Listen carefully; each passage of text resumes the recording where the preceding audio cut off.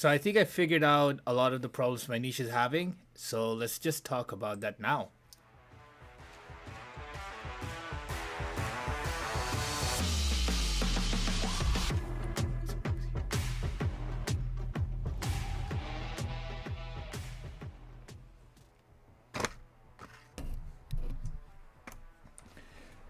What's up, everybody? It's your boy Fizzyhead, aka Fizzy, aka Amin, and you are watching The Fizzy. That's the show, this show right here, where we talk about all the ways, well, where we document my journey as I try to figure out a way to make real money. And the idea is that once I figure that out, you and Fizzy of the future, you also would have a whole daily vlog of the steps that I took to reach the point of success. And for anybody else who wants to learn from my mistakes and learn from my journey, they will have this documentary up on the internet. So let's just get right into it. The first segment is welcome, which I just did to everybody. The next segment of the show is what I did to make money. Before I get into it, I'm just gonna take a sip real quick.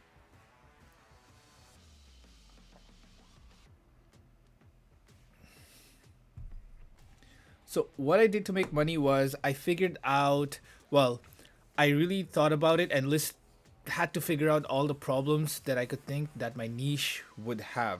So as I stated in the past few videos, I have figured out what niche I'm going to be serving, and that niche is effectively young men who have just graduated from mechanical engineering or aerospace and have landed a job, and this job would be their first few jobs. So effectively, they would be in a state of turmoil where they're trying to figure things out on what to do.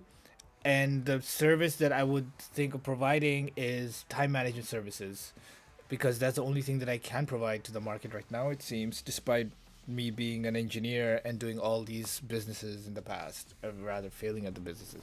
So, because since I've figured out the niche, and then the next step I did was to figure out the dream outcome, which was effectively what does success look like to the niche that I want to serve.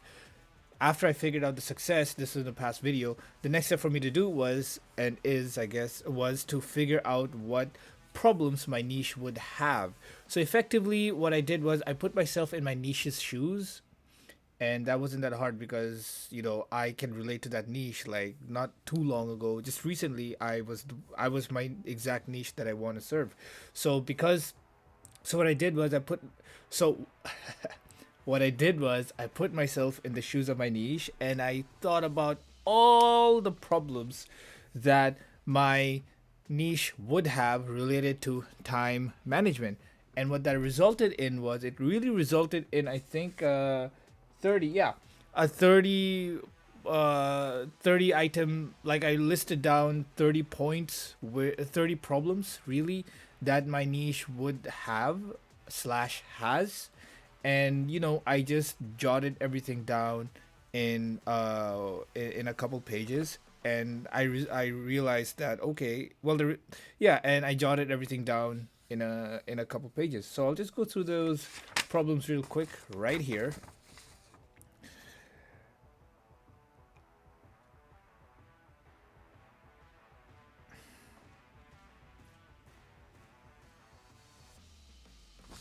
All right, perfect. Yeah, so let's dive right into it.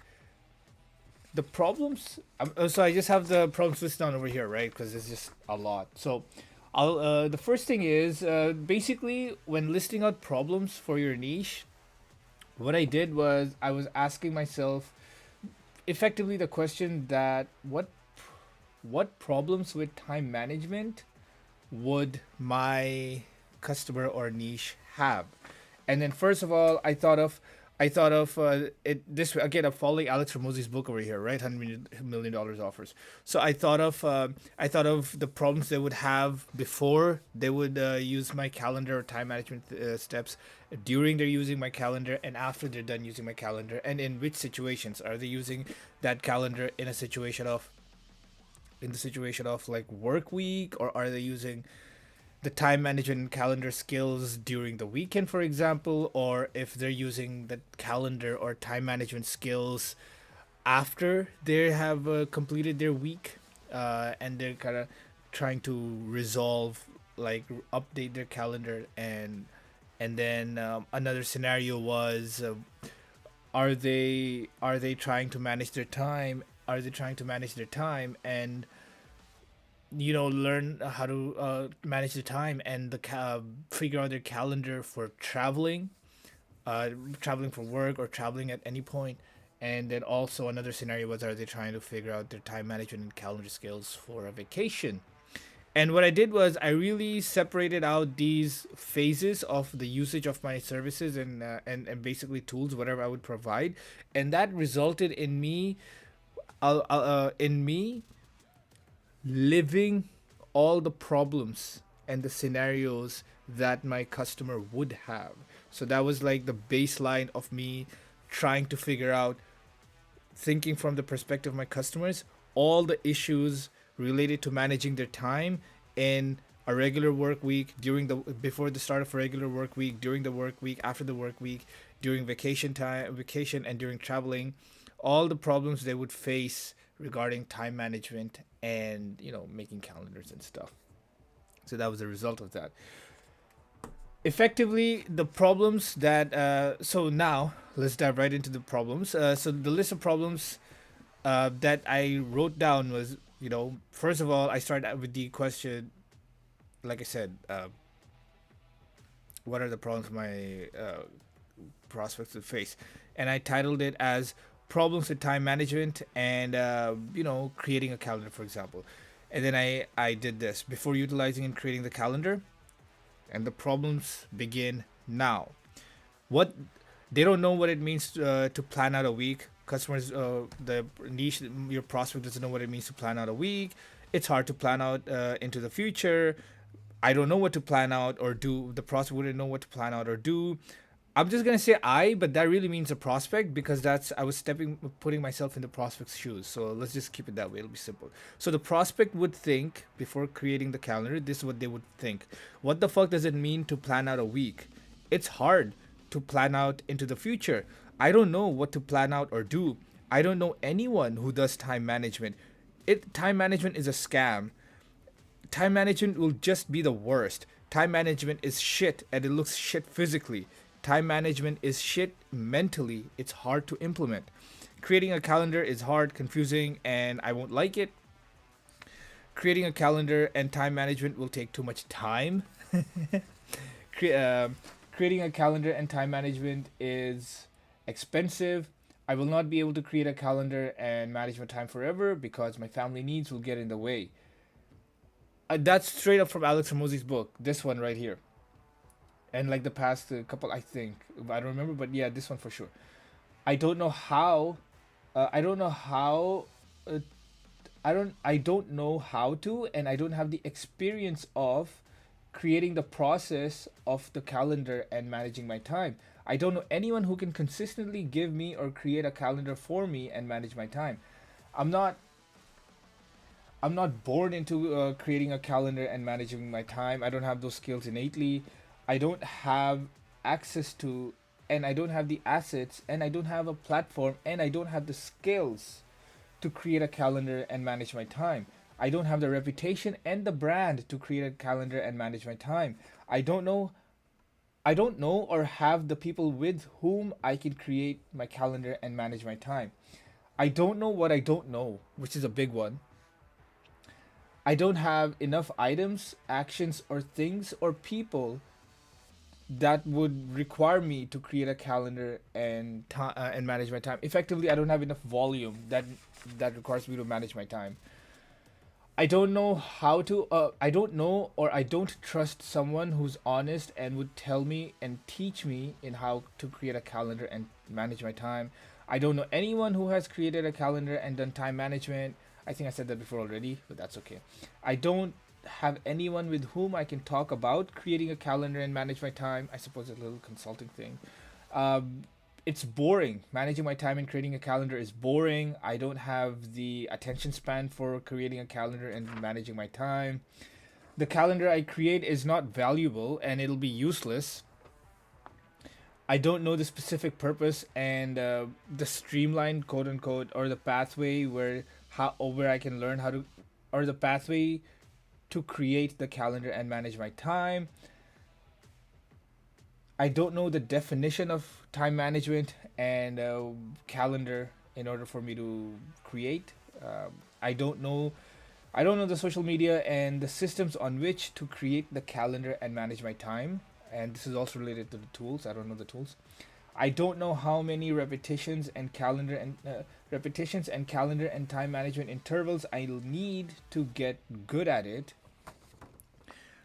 And last but not least, I will not be able to create a calendar and manage my time if I travel. And, I won't know what to create. So, as you can see, I wrote down all those lists, and this is all for the situation for my prospect at the start of a week as they have to sit down and create the calendar for the next week, for the coming week. And that resulted in this extensive list.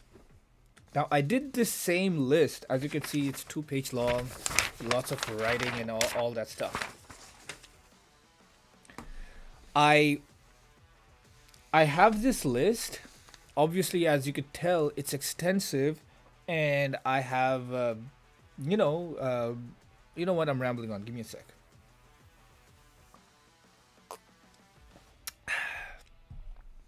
Why am I like doing that over water? Like, what the fuck?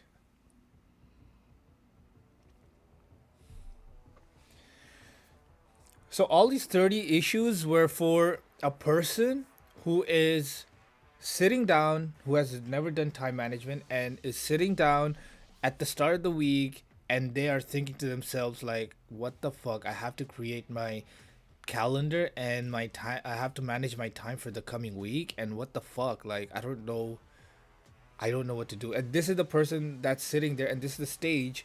And now all the problems that they would be facing are for that scenario.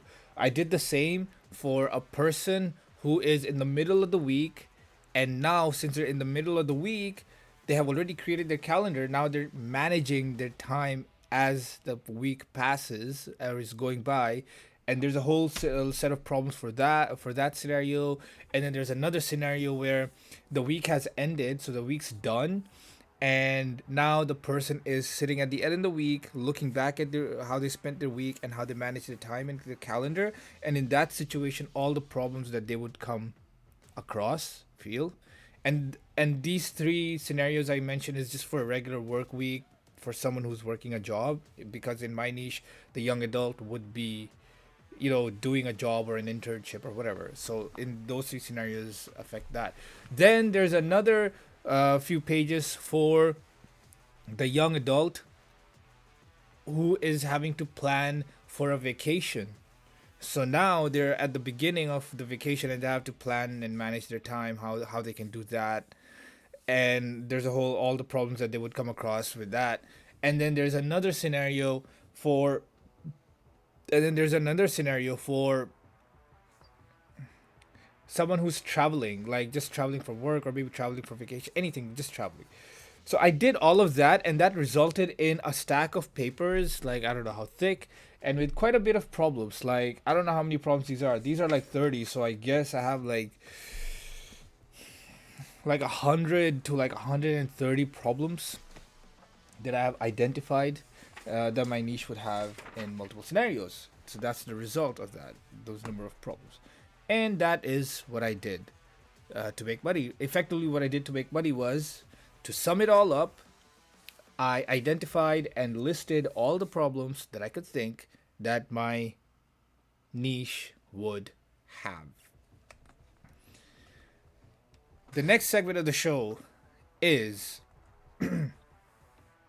excuse me, what I plan to do to make money. This really hasn't changed much. It's reality is I'm still this means oh sorry. This really hasn't changed much. What I plan to do to make money is that to continue to follow Alex Hormozzi's book. And what do I mean by that?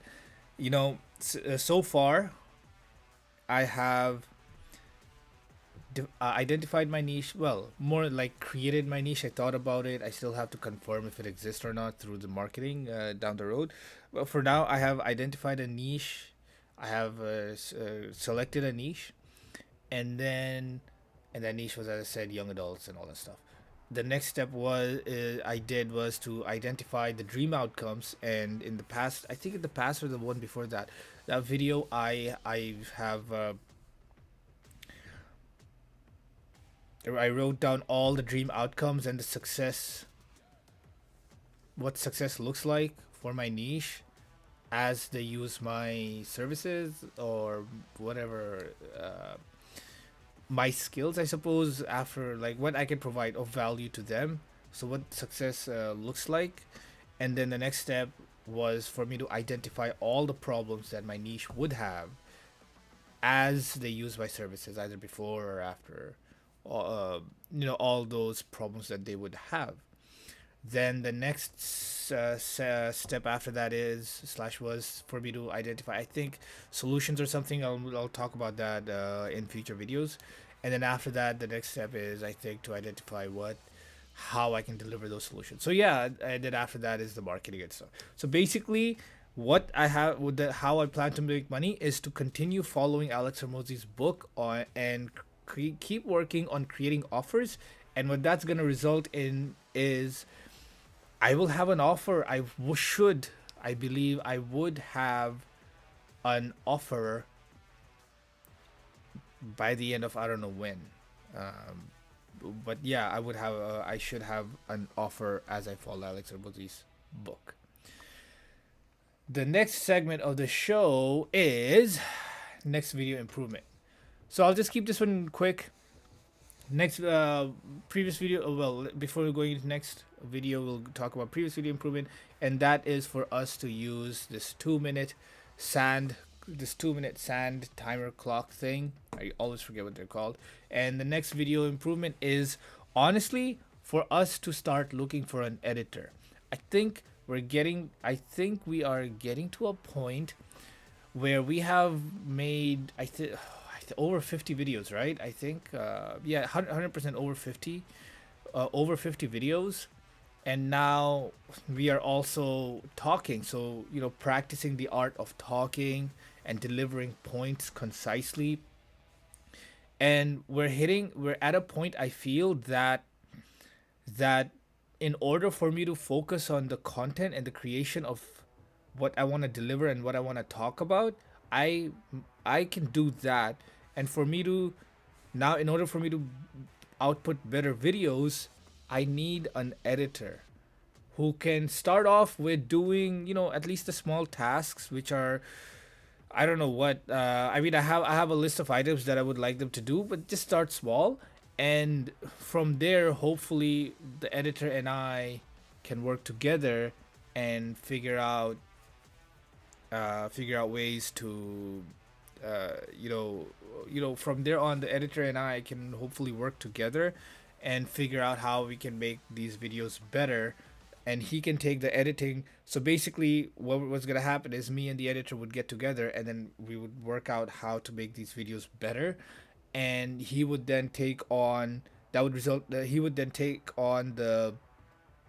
editing part of the side of things, and I would focus on creating the content and presenting things better and moving forward with all of this content creation side of things.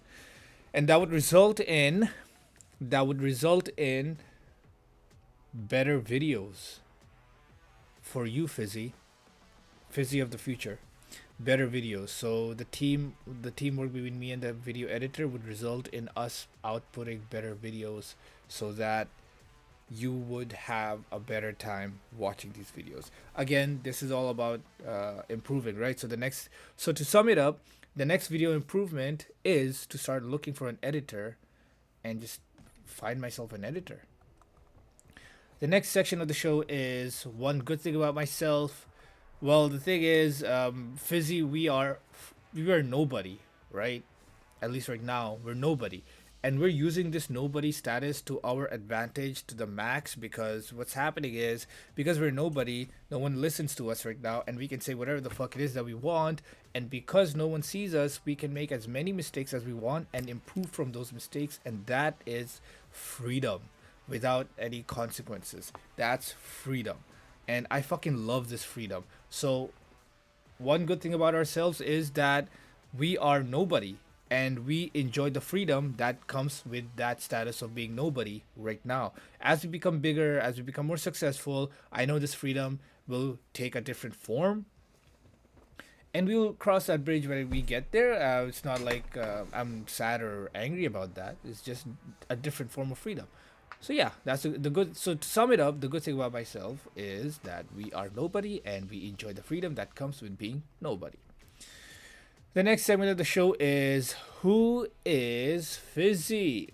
Fizzy is a hard worker.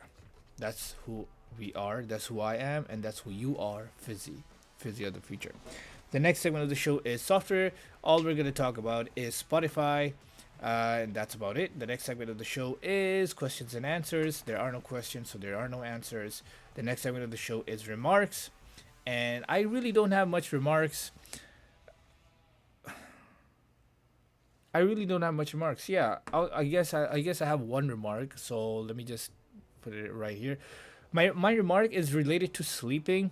So as I mentioned in the past few videos, that there is this weird thing that I came across where if I plug my ears in while I go to sleep, I think I'm getting better sleep. Well, I think I am getting lesser interruptions in my sleep, and it was I stumbled upon it randomly because it was like it all started with me, like I think a week or a couple weeks ago,